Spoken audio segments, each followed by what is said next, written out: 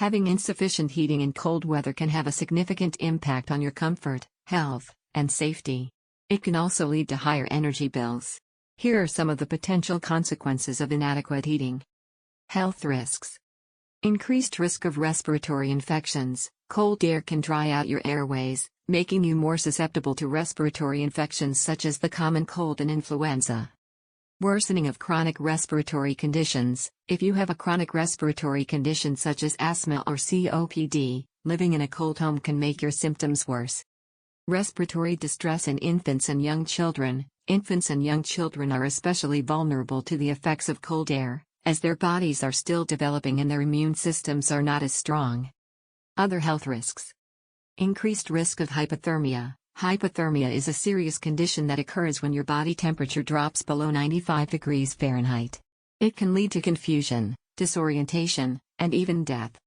Increased risk of heart attack and stroke. Cold temperatures can constrict your blood vessels, which can put extra strain on your heart and increase your risk of heart attack or stroke.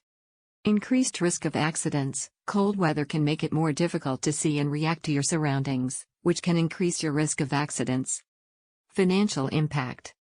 Higher energy bills. If your heating system is not working properly, you may end up paying more for energy to keep your home warm. Damage to your home. Inadequate heating can lead to condensation and mold growth, which can damage your home's structure and furnishings. How to prevent inadequate heating.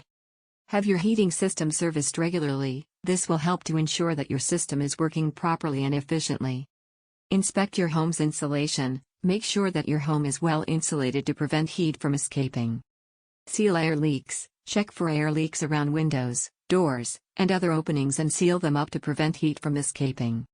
Close off unused rooms. If you are not using certain rooms in your home, close off the vents to those rooms to prevent warm air from escaping.